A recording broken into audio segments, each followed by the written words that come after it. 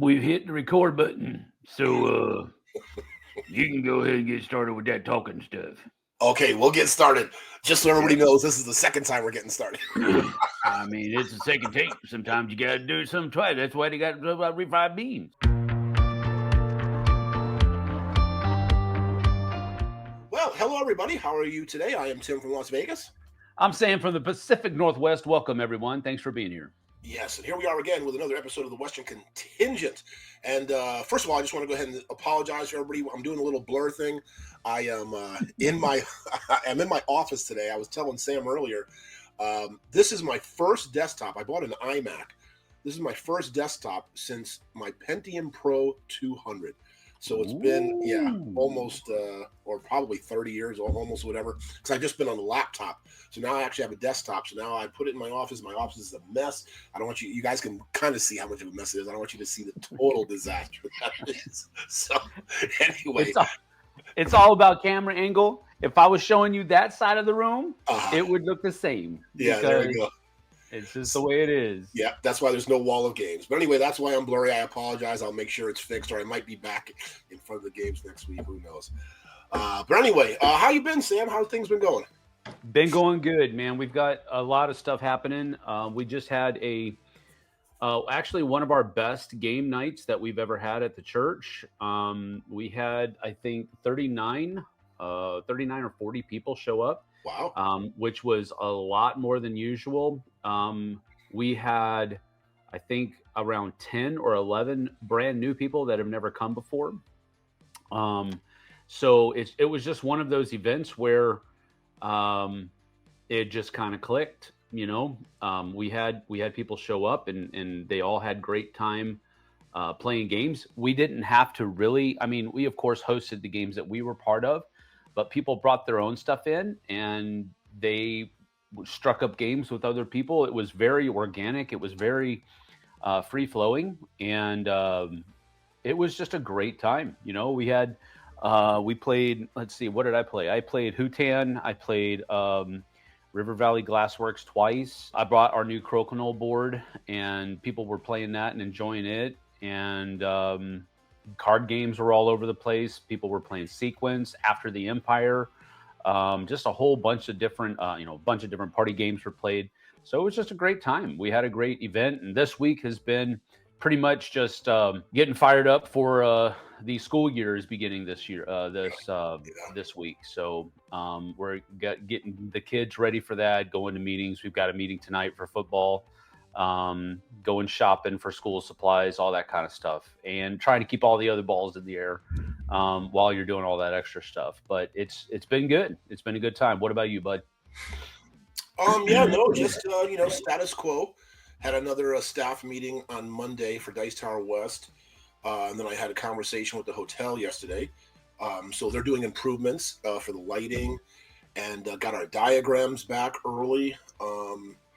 So yeah, things are like it's nice when you can when things keep moving earlier, right? Because like by the time I got my diagrams, it was like maybe January last year. Now I'm getting them now in August, so it really just helps with the process and all that kind of stuff. So it definitely feels much like we'll be getting into 2026 convention much easier, much better, much sooner. So yeah, I'm really excited about that, and playing games. Been fortunate enough to play a lot of different games. We'll talk about that later. But yeah, life is good. And then I'm getting ready also. I don't know where you're going. I'm going to the retreat next week. Will you be there? Nope. You can't make it this year. Okay. Can't make it this year. We just got too much going on. And that's the large and the short of it, the long and the short of it right there. Yeah. So no, just get ready for that. To head out to the retreat. But other than that, yeah, things are good. Things are all good. Right.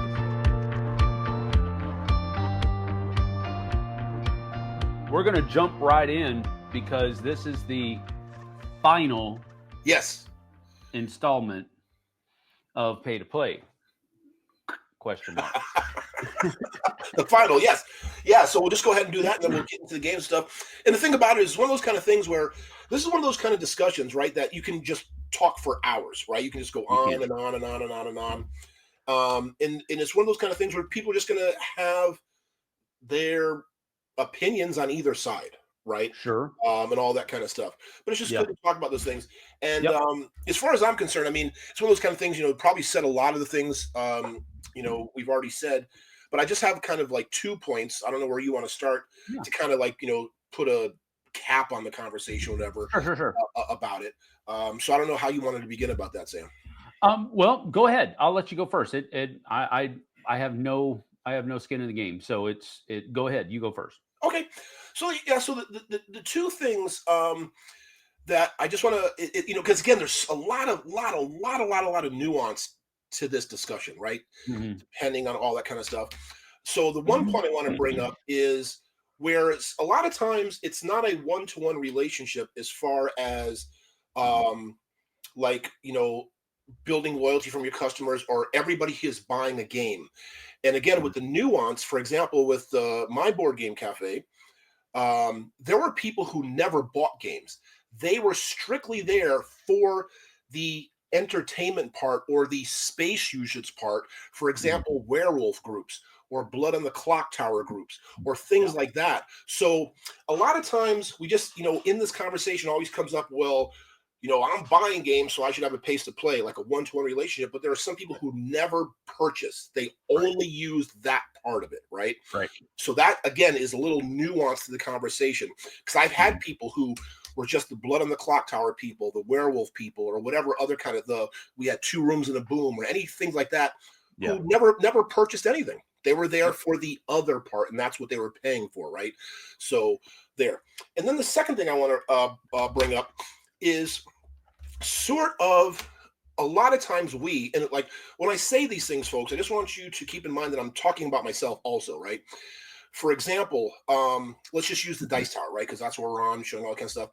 There are a lot of people who benefit and watch the dice tower, but sometimes don't understand they aren't contributing. And a lot of times you don't have to pay to contribute, but just subscribe, just like, just do a Yeah. lot of the things to help the channel. And we Yep. all do that, right? We all sometimes benefit from things, take things, and don't contribute. And we just do it not knowing, right? And Yeah. what I mean is, you brought up, I told you about how, a lot of the time and effort to create the warm, welcoming environment, blah, blah, blah, all that kind of stuff. Mhm. And you had Mhm. mentioned there was this one lady with a store who does the same thing and has people who love her, blah, blah, blah. But then I Yep. was like, well, wait a second. But what if all those people who may, and you know what I mean, aren't contributing, right? Who don't necessarily, what if they did? What if they gave that lady $10 a month, whatever, $20 a month? Just imagine Mhm. how much more she'd be able to give the community and how much more that would help her by you sort of having ownership and contributing to the business. You know what I mean? How much more that would Yeah. help her. And then the last thing about this also is, it's one of those kind of things where I've had conversations with people. And this isn't being hyperbolic. This is like fact. People will be sitting there with a $6 Starbuck in their hand, Yeah. arguing with me why they should pay $5 to come in and play for 12 hours, Yeah. right? And it's one Yep. of those kind of things. It's like, wow, this is something you love, something you want to be a part of. You're Mhm. contributing to this multi-billion-dollar company without even thinking about it, like just boom. But yet, I'm a little sole business owner asking you to help me with $5 to play, and we're having this conversation. So it's just there's just so much to this conversation. Again, we can go on and on and on. There's a lot of nuance to it. There But is. it's just one of those kind of things. Again, at the end of the day, it's whether you want to contribute and pay or not, but you do have that option, right? Yep. Well, and the funny thing is about this conversation, you've talked about how there's nuances and there's differences, and what works here doesn't work over here, and what works over there doesn't necessarily work over here, and there's a lot of stuff. I totally agree with you on everything you've just said.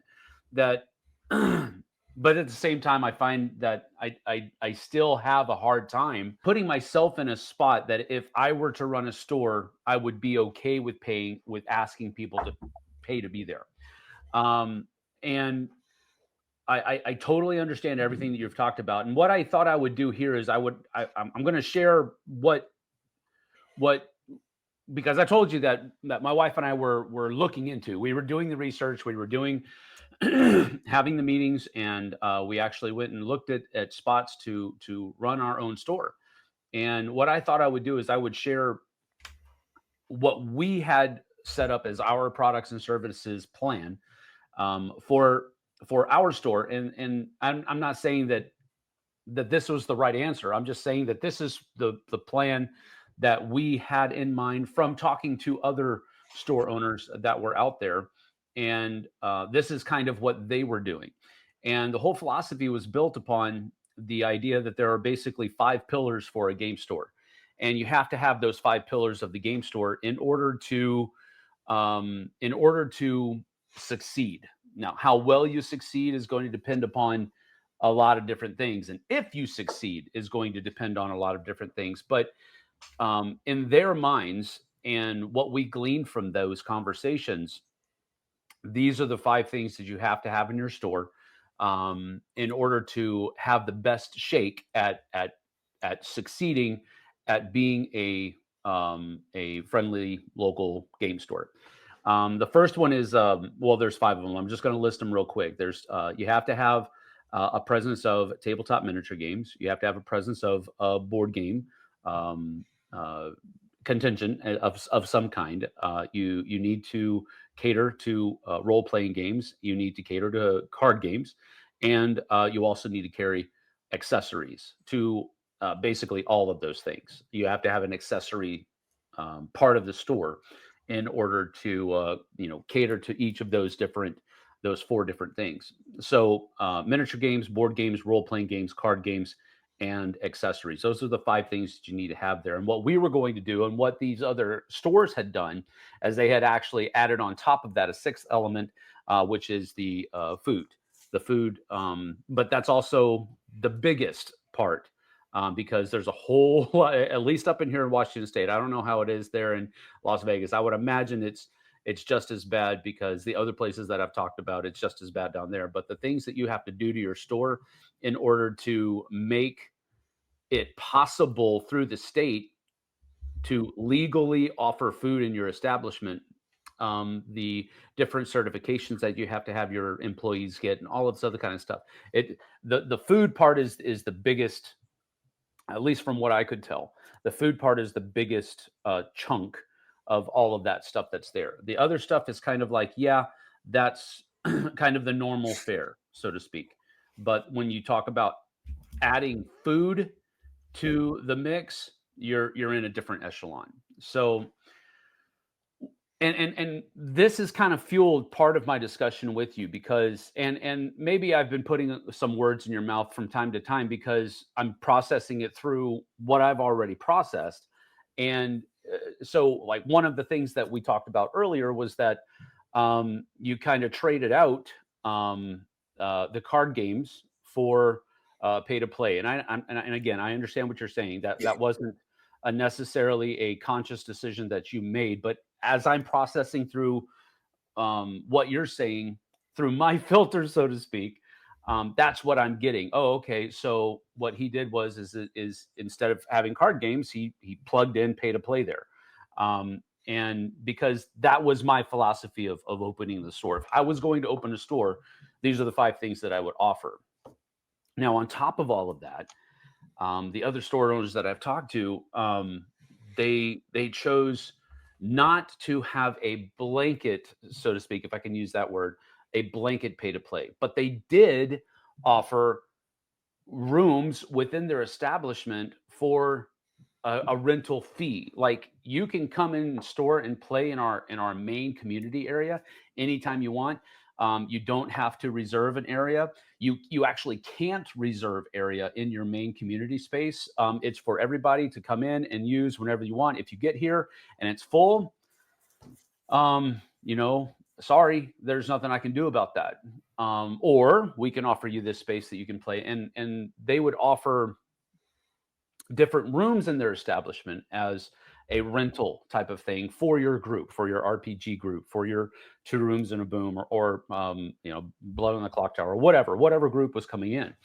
And so they would do that as a kind of sect of pay to play.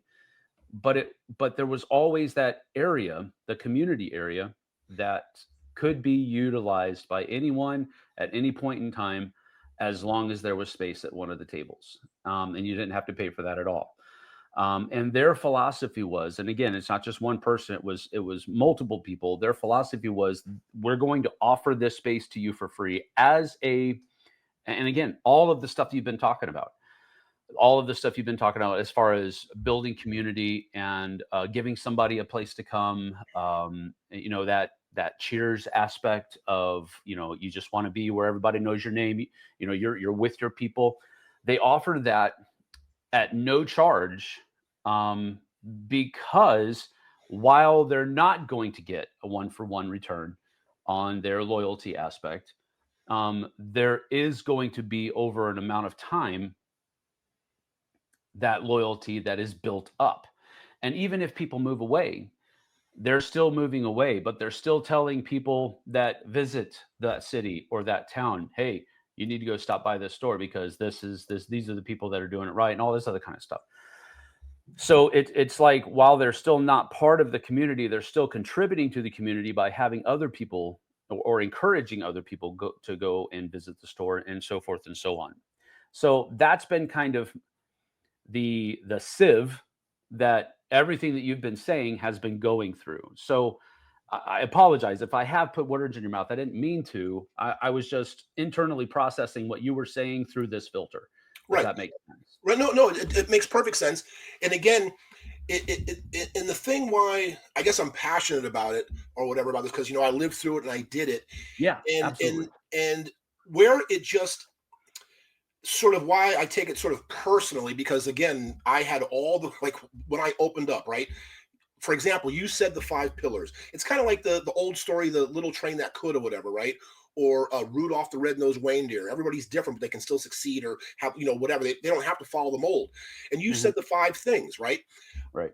And I'm using a little bit going out there, but I didn't have four of those things. Hmm. Okay. I only had board games. I Right. didn't have miniatures. I didn't have RPGs. I didn't have cards, and I didn't have accessories. Now, when Hmm. I say didn't, I'm going to say yes. I had a few sleeves to sell. For RPGs, I had a couple of the D&D books and a couple of dice. You know what I mean? Right. But Yeah. 95% of my Sure. inventory was board Yeah. games. And but I succeed. So I just, when people say you need this, you have to have this to succeed, I'm like, well, no, I didn't. And it's just like that with everything in life, right? There's always somebody who comes along who can do something different and Hmm. succeed from that model. And Hmm. that's why it's one of those, it's one of those kind of things. Hey, if that works for you, if you feel you need those five things to succeed, do them Yeah. and succeed. But Right. it's not a necessity, Sure. because people can succeed in different ways. Yep. And also one of the other things I got was opening a cafe. People were like, "What do you mean you're opening a cafe? You're not serving coffee. You're not, this or that. Oh, you have to. If you don't have Wi-Fi, you're never going to make it." I never had Wi-Fi because I wanted to stay with my model, unplug. Come in here Yeah. and get off your devices. Look at that person across. Communicate with them, not with your phone. So Hmm. again, I had a lot of people telling me I'm not going to succeed. I can't do this, and I need to do this. And I'm like, well, no, I'm going to do what I want to do. I'm going to be me. I'm going to do my thing, and I was successful. So that's the whole thing about this conversation too. Why again, I'm just real passionate about it. Hmm. Is people don't always have to follow a mold. Don't always have to do a certain thing. People can succeed Yes. outside of what other people think is necessary for them to succeed. Absolutely correct. And I feel like that's kind of what, because and again, part of this might just be, that internal sieve that's been happening in my mind, but it's felt like you have to offer pay to play. You have to require people to pay, to take stuff, and to take up space in your store. You have to do that, otherwise you're not going to succeed. And that's been part of my pushback, because I'm like, No, because I've seen so many stores not do that, and they're doing very well. Yes. But it's simply because they're doing things differently. And again, like I said, they're plugging other things into their store that you weren't plugging in to yours. You were focused on board games, and you did that consciously, and you did that matter of factly. Um, and they chose not to do that. they chose to be kind of like we call it a one-stop shop, and because we've got this place in town called Hooked on Toys, and Hooked on Toys is even a misnomer. Well, I don't know. Actually, it might be a little bit more of a deeper connection name than anything, because Hooked on Toys is the one-stop shop where you can go get a fishing license, you can go get ammo, you can go buy a gun, you can go buy a bow and arrow, you can go buy a swimming pool, and oh yeah, by the way, you can have board games, Legos, and all of this other kind of stuff as well. So it's just one of those stores where they just cater to everything. Now, when I go in there, my mind is like going, I got to get out of here. I got to get out of here, because they have everything is crammed in there. They offer so many different products that it's like, ugh, it's like claustrophobia almost, because they have so much stuff in there. You can barely walk around. And I'm like, ugh. I go there maybe once every few months, just to see what they have in board game stock, to see if they have anything that I might want to pick up. And rarely I'll pick up something. But because more often than not, when I'm in there, I'm like, I got to get out of this place, because I feel like the walls are going to fall over. 100%. So, but if you talk to people in the community, and they talk about needing to go get a toy, they don't go to Target first. They don't go to Walmart first. Their immediate first thought is, I'm going to go check Hooked on Toys, because that's just where they've shopped, And so it's one of those things where even if I can use this, and again, I know my opinion's wrapped up in it, but even a lackluster store like that can garner a sense of loyalty, a sense of community, just based on longevity. They have zero space to play games or anything else for that matter in there. So it's like, even a store that's doing something that I think is poor business practice, even somebody like that can. So it's not, and I don't want anybody to think that I think I have all the right answers. That's not what this has been about. I've been just trying to understand the dichotomy that's there. Right. And it's probably more than a dichotomy, frankly. There's more than just two sides to this issue. Or this question rather. It's not even really an issue. But there's just so much going on here, and what one person does is not necessarily, like you said, the mold. Right. Exactly. And you know what, Sam, you brought up a very good point, and that's just one of the things that I was just real passionate about too. Again, about being me, having my vision, what I wanted to do.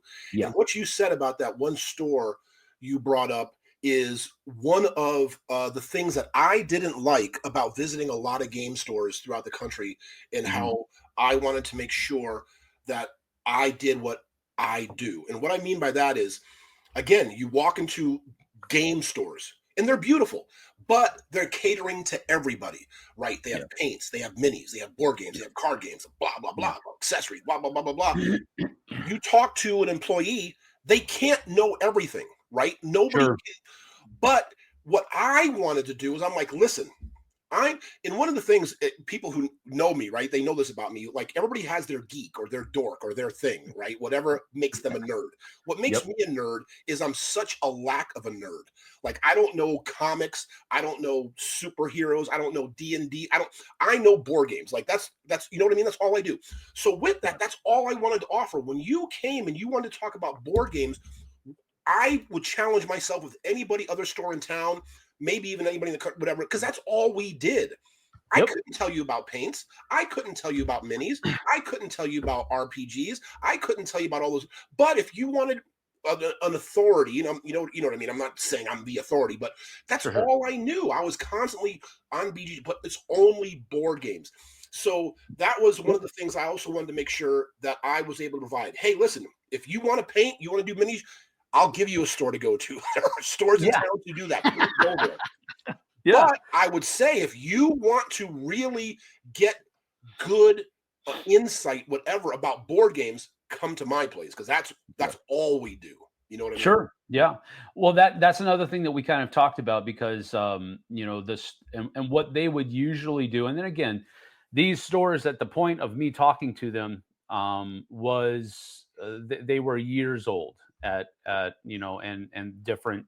I think one was 8 years old, and another one was, I think, 11 years old at that point. The stores were Right. two in particular, and they both started off with they had to do the research. They had to kind of make themselves be that um, that genre's guru for their store. But after a period of time, they were able to hire a person, and usually from their community. They didn't hire across the country or anything like that. They hired somebody from their community that was a guru for that part. They would get a guy that knew a lot of different CCGs, and they hired him as their CCG guy. And what they found was their CCG community that frequented their store began to curtail their schedule of when they came to the store based upon when they knew that guy was going to be there.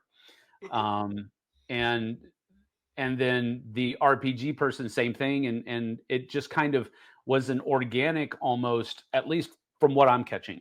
Maybe it wasn't organic, maybe it was very purposed, but it seemed to me that it was a very organic process. But a couple of the store managers that I talked to, they started off as, yeah, they liked board games, but they were also heavily into Magic. So walking into including Magic as part of their store was something that was incredibly simple for them to do because they already knew a lot about it. Same thing with RPGs and all of that kind of stuff. And so it's just one of those things where you have to kind of, and this is how people have told it to me in the past, you have to, of course, build upon your strengths, but then you have to staff your weaknesses. Right. Right. Right. And so that's another way that I've seen other stores do it. They may not be huge into RPGs, but they have their person in the community that is. And if things worked out properly, and they don't always, but if things worked out the right ways, then they would hire that guy, and he would run that part of Right. Right. the Right. services that they offer for their store. Right. Yeah, I don't want to get too far off talk about the stores and stuff, but because again, this kind of goes back to the pay and play, and I just yeah again again we can go on and on and on about different nuances, all kind of stuff, but sort of in regards to this, I just like the kind of last thing I need to say about this is when I just don't want people sometimes to confuse loyalty, like when you keep using that word loyalty, or they're contributing or whatever, and they're sort of not in a way. And what I want to mean by that is, and this is where this comes to like the pay and play and all this kind of stuff. Mhm. For example, I've had people, with other stores before I owned my store. Oh man, what do you mean? I support that store. I'm in there all the time. Yeah, but you don't spend any money. You're in Mhm. there playing all the time. I see Mhm. you. You're in there 3, 4 times a week, but you buy your cards at Target, or you buy your here, you trade, you swap, but you don't spend any money. And it's the same thing like I talked about say watching the Dice Tower. That's what we're on now. Wow, I watch Dice Tower all the time. Okay, really? Have you subscribed? Do you Yeah. like the videos? Do you Right. comment? Do you support them in ways that are sort of non-financial, but to support them? So that's where sort of I just want to as far as I'm concerned, sort of end it for me with the conversation Mhm. is Mhm. sometimes you have to, like, how are you, if you want to say contributing or Yeah. benefiting or somehow helping the store, if you don't want to spend your money by Mhm. paying to play or doing whatever, are Mhm. you liking their Instagram? Are you following them?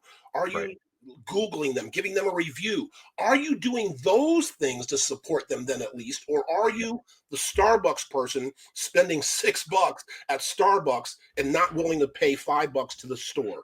Yeah. That's what I just want to make sure people, from my point, kind of take away from this is Yeah.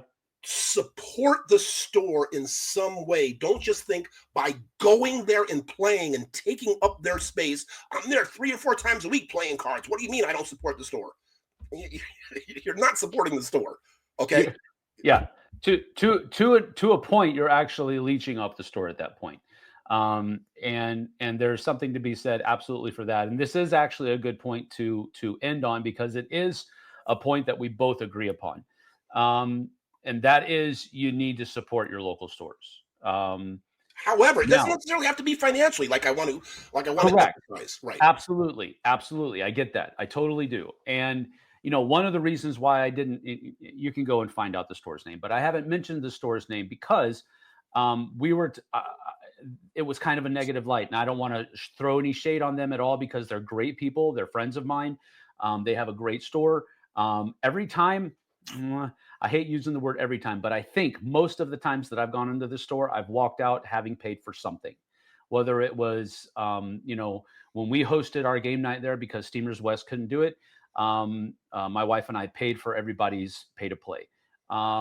We also had a couple of, I think three of the people that were in our group of about 10 walked out with one or two games when we were there for our thing. So that is something that I definitely push. When we are at Steamers West, I pay to rent that store out because it's after business hours. And we encourage the people that come to the store for that board game group to buy their dinner there.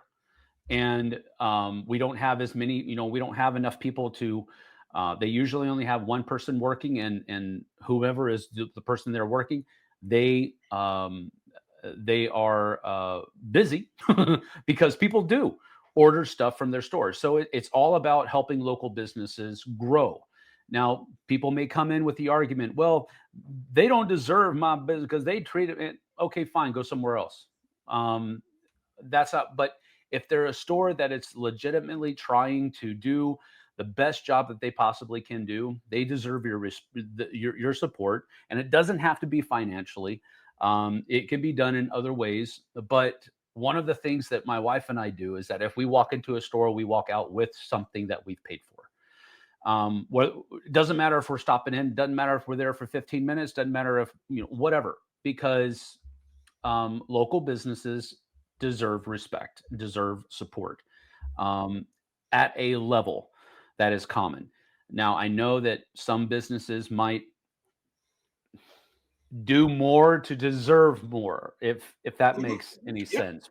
But at a basic foundational level, if a local business has opened its doors to be a service to the community, then they deserve some kind of support from you. correct. They do. And And yes, and Sam, the thing about it is it just goes back to the 80-20 rule, right? mm, You and your wife, like you said, every time you want to make a conscious effort to make sure you support by buying something, you're in the 20%.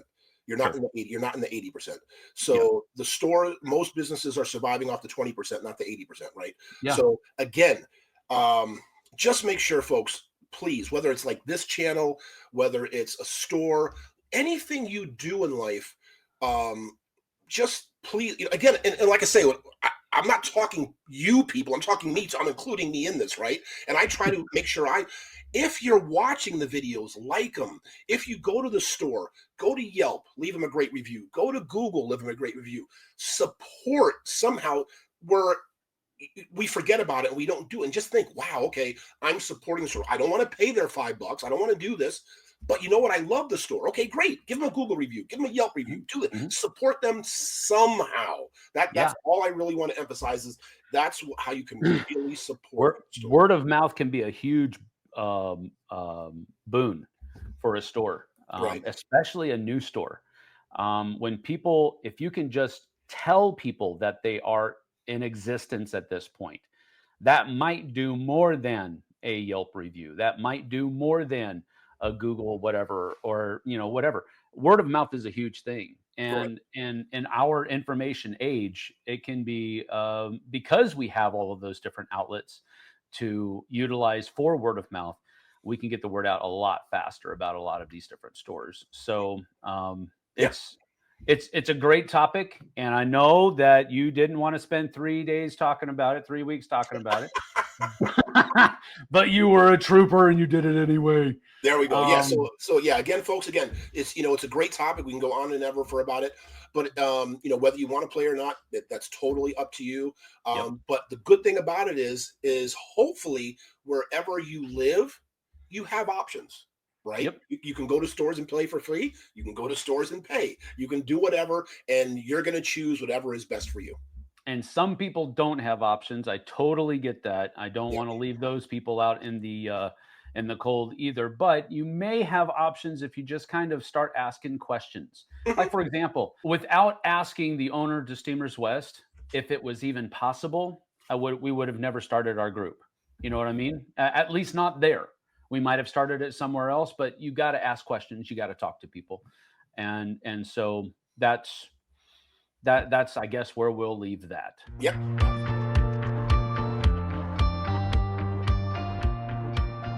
Let's talk about some games because I got some good ones to Games. talk about.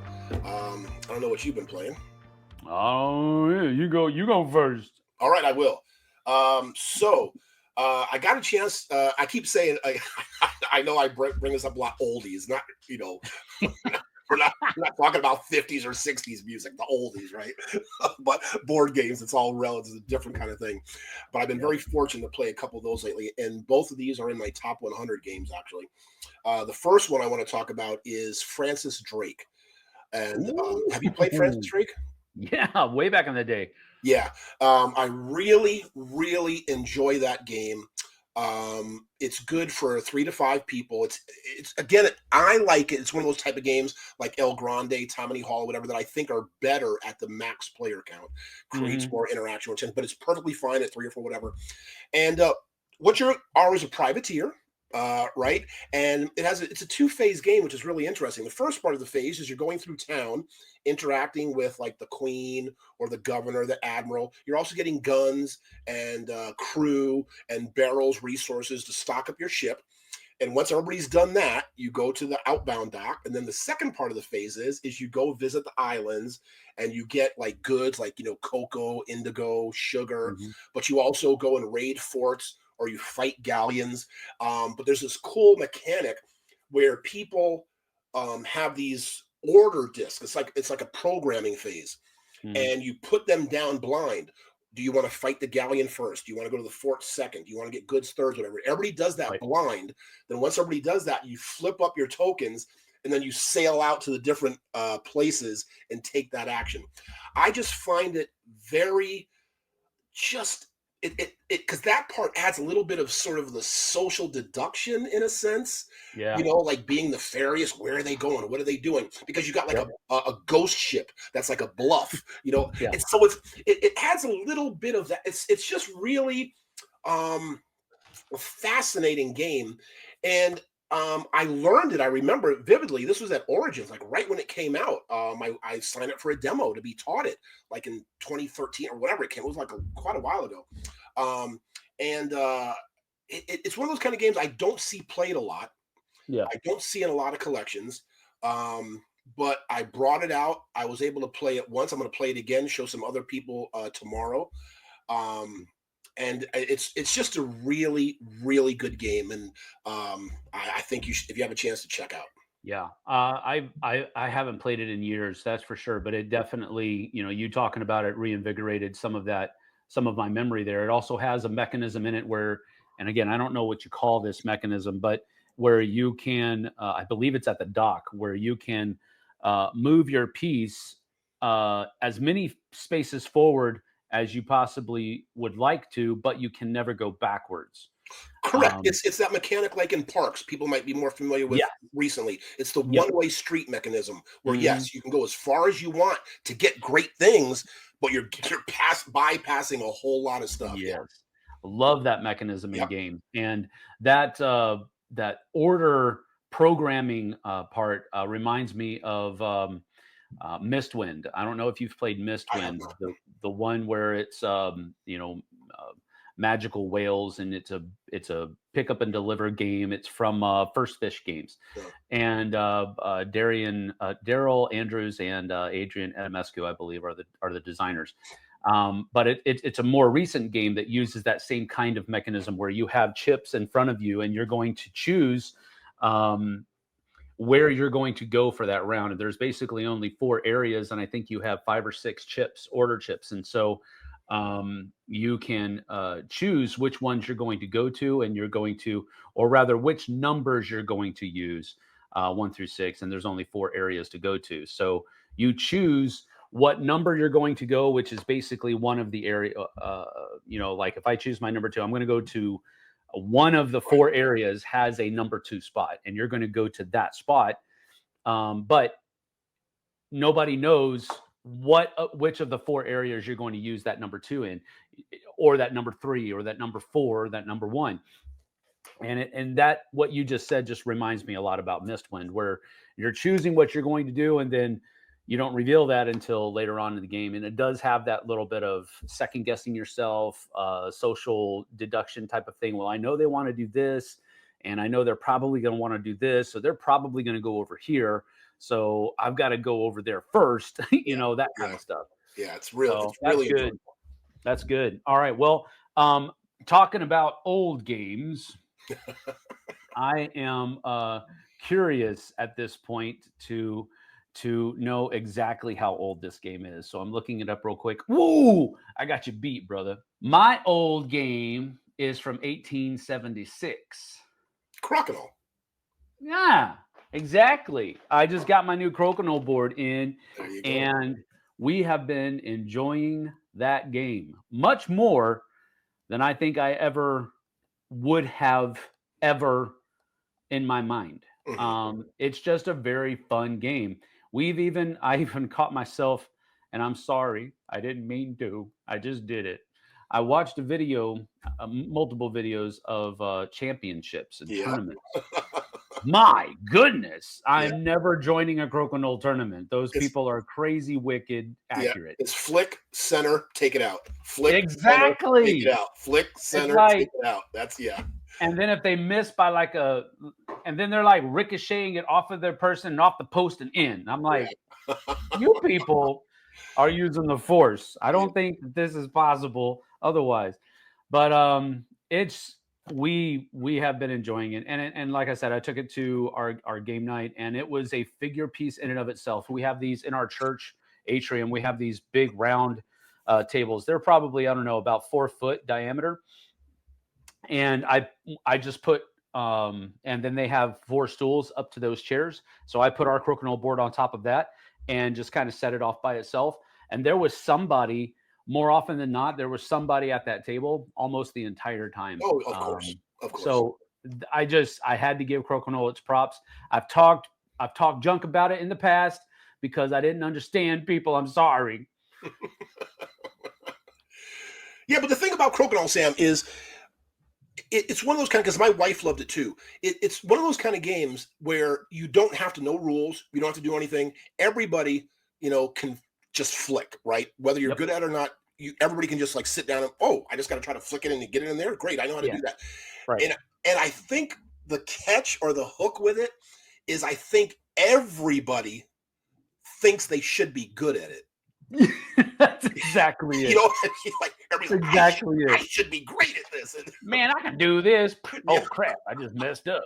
Oh crap! I just messed up again. Yeah, that's exactly how it goes. Right. Yeah, Crokinole is and the reason I knew that why you said that is because, again, I don't know if it's changed. The top 100 BGG changes all the time, but there's only 2 games out of the 2000s in the top 100, and Crokinole is one of them. That's the oldest one, actually. That's cool. Okay. Crokinole is fantastic. That's always a great game.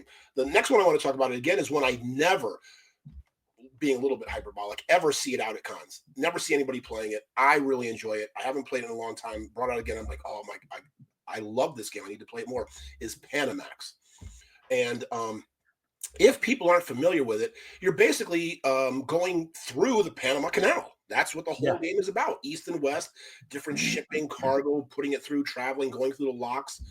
It's just, it's got a whole lot to it. I don't want to get into all the mechanics and all that kind of stuff. But the interesting thing I like about it is I was talking to a friend of mine later that day, and she's like, oh, you were playing with your friends? I was like, yeah. She's like, what did you play? And I was like, oh, this game. She's like, well, what's it about? And I was like, oh, well, it's about going through the Panama Canal. And I just felt like, wow, I was smart. I was playing the game of like real stuff and learning the Panama Canal. So it was just kind of cool. And I just love that about our hobby in gaming also, right? That a lot of times we're not just, you're just playing Monopoly or something, people just like something stupid, whatever. You can play games that you learn about things, and it takes on a knowledge factor. You're educating yourself, right? It Yeah. might not be No, like absolutely. 100% sort of educational, but it teaches you about the locks and how ships go through and what can fit. But so it was just really cool. And the whole mechanic of it, again, I don't want to get into it because I'm going to mess it up because I only played once and it's been a long time I played it before. I just played it like on Sunday. And it's been years since I played since, but it's really intriguing. The kind of games that are right up my alley. I like. It's got a lot to it. It adds economics. So if people are into like economic games where you can get shares in certain companies and it goes up and down and all that, it adds all that. But it's really, really, to me, I would call a hidden gem. Yeah, that's cool. Well, the last game I'm going to talk about is a game that is, I mean, it's new. It's from last year, but it's definitely new to me. First time I played it was on the cruise back in January, and when I played it, then I was like, yeah, it's okay, it's all right. First of all, it ended way too soon. Just as some games do this, just as you're getting into it, just as you are figuring out what you need to do and what's the best move and all of this kind of stuff, the game ends, and you're like, well, crap. I don't want it to end now. I want to keep playing.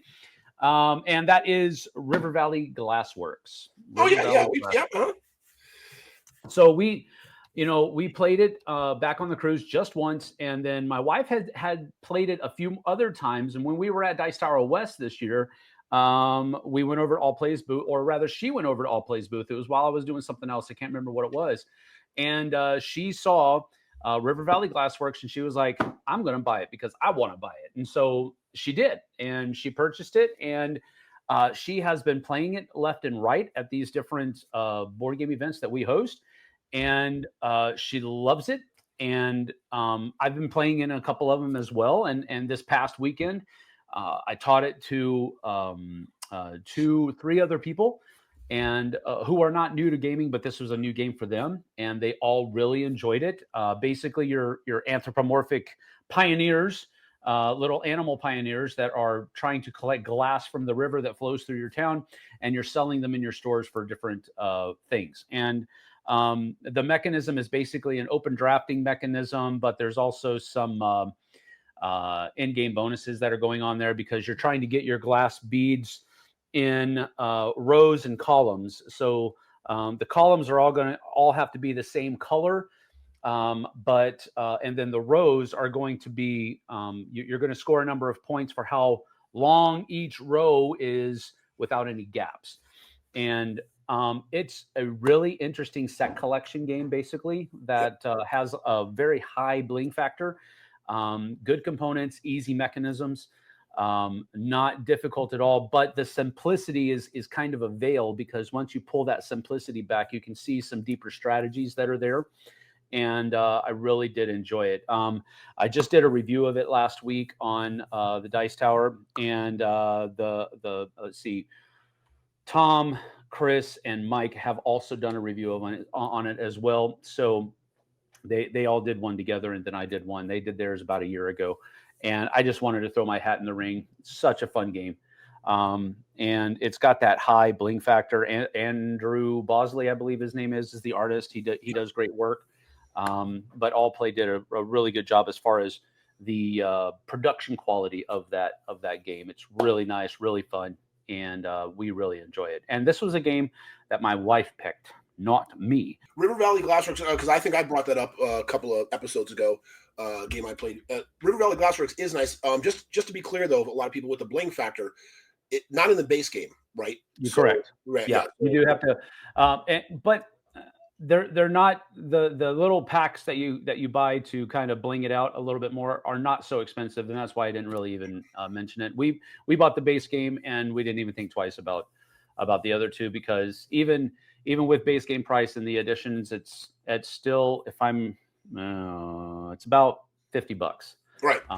But the thing about it is, once you play with those blinged out things, it's sort of like you can't go back, right? You need with the glass board and the glass beads or whatever they are. It's the little chips. It is really good, and I think because Azul is really popular, right? And I think for people who really, really like Azul, it has that sort of same kind of ish play, right? To get the things in Kind of, a sort of. little bit, but I think it would fit that the scratch that itch for a lot of people who love Azul. But Hmm. just the quickness of it is it's on the edge. I think you might agree, Sam. It's on the edge of a filler game, right? Because it's right, If just so close. Because if it were about 10 minutes shorter, it would absolutely fit super well into a filler game I group. don't even know even 10 minutes, like maybe 5 minutes, like so close, right? Because it's so Yeah. fast, it's so Yeah. quick. It just Yeah. but yeah, it's right on that edge. But it's really good. And to me, that's one of the things that makes it so appealing Hmm. is the quickness factor. Yep. Yeah, Um, we played 2 games of it back to back because when I taught the people how to play it, and it ended sooner than they were expecting it to, but they were like, "Oh, I know how to play it now. Let's play again." And so we yeah, did. yeah, And the whole 2 games took about an hour, maybe a little bit more than an hour. So you're looking at 30 to 45 minutes for a game of this, and that's super close. That's super close to being a filler game. It goes just a tad longer for a filler game, in my opinion, but it can definitely get there, especially with people who are all savvy on how the game plays. do you play with people who have AP? That seems like a long time for that game. Um, yes. That's 30, 45 minutes is like a long time for River Valley Glassworks. Well, the box says 45 minutes. The box does say 45 minutes. I believe it actually says it says 25 minutes, but on the Geek, it says, I think it's 30 to 45 minutes. Yes, if you do have some people that get stuck thinking about, well, should I use this one to lay down in the river so I can get from these 2 spots, or do I use 2 that are the same? There are some decisions that can kind of hit your mind up a little bit at certain points. And 2 of the 3 people that I was teaching do have that issue in games. They kind of tend to overthink what they should or shouldn't do, and when they should or shouldn't do it. So yeah, it did take a little bit longer than it probably should have, but everybody still had a great time. Right. But even they felt that pull of, oh, it's already over. So they were like, can we play again? And the cool thing about it is that it sets up so fast that even starting a new game after you finished another one, it doesn't feel so much like one game has ended and another game is about to begin. It's more like you just continued playing. Yeah, yeah, it is so fast. So Yeah. it's a great game, really great game. But I do want to just make a quick little PSA about um AP. Like, Oh, oh what's man, Tim gonna say? no, it's it's just it's incredible how some people just aren't self-aware, right? And what I Mhm. mean by that is, um, me and a lot of my friends, right? You just know. And sorry, guys, sorry, I know this is taking too long, blah blah blah blah blah. But Yeah. some people will sit there for 5 minutes, and I'm not. Do they like? Are they not self-aware? Like, if you just apologize and say, "Oh, sorry, this is taking so long," it would be fine. But Yeah. are you just not self-aware? Do you not understand? I don't. Sometimes I don't get that. You know what I mean? That Yeah. um, Well, I think with so just apologize, people, for that's my yeah, no, PSA. yeah. Just apologize. Just Say you're apologize. sorry. And I do realize, because some of the people that have an issue with analysis paralysis, that's what we're talking about. Yeah, Um, they they just get caught up in their thought processes. And one of them is a budding game designer, so he thinks and thinks and thinks, and as he's thinking, I've noticed, because he's done some of this out loud, he begins thinking about, wow, I had this very same kind of feeling when I was playing this game, right, and right. it was, their minds just go in 50 different directions sometimes. And so yeah, you have to be gracious with them. But yeah, if you are a person that struggles with analysis paralysis, just realize that other people are Yes, waiting on you. correct. And that, but Sam, I'm going to go a little bit further. It's not that Okay. they're just waiting on you; they are literally watching you think. Yeah. That is the least fun thing to do in life, is just That's right. watch somebody think. Right. Remember Absolutely. that, right? That's what everybody else at the table is doing, is watching you think. It's not fun. That's right. That's correct. Absolutely. Sorry, man. I just had to throw that in there because You got it, man. You got it. No worries. Oh, but yeah. So anyway, wow, this was good. We wrapped up our 3-part series, the never-ending series. I know you're happy about that. we finally wrapped that up with part 3 of Pay to Play, which was good. All right. I just remembered. I haven't told. I'm springing this on you. We're doing episode 30 next week. Oh. So what I thought we could do. Okay. Is we could do our top 10 30-minute games. Our top 10 30-minute games. Top 10 30-minute games. You could call them fillers, because that's usually about the time that the max time that I put on something that's going to be a filler game for me is 20 to 30 minutes. That's about the filler game for me. So okay, if that helps you a little bit, maybe make it top 10 filler games or whatever.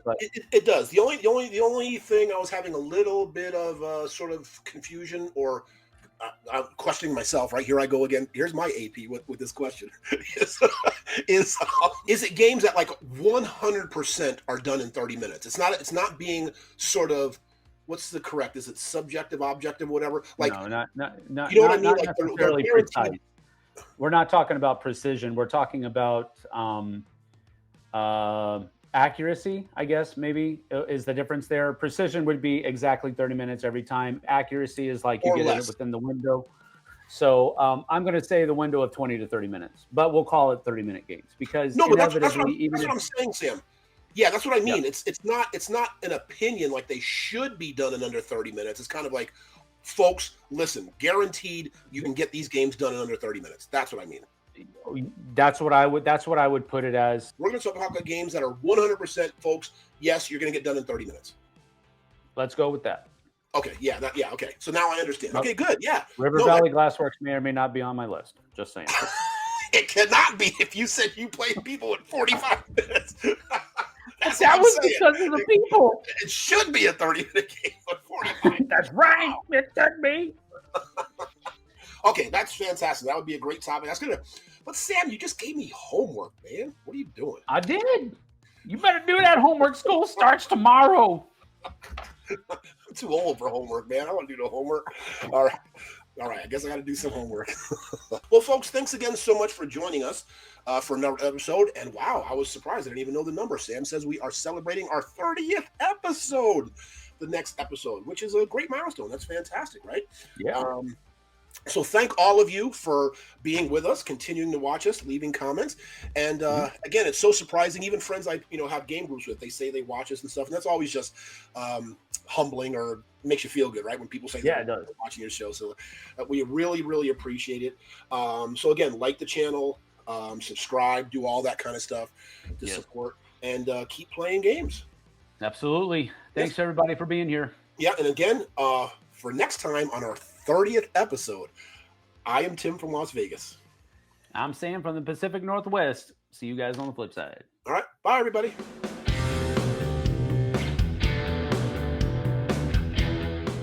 Hey everybody, thanks for watching this video. If you like this review or whatever you just watched, wasn't it amazing?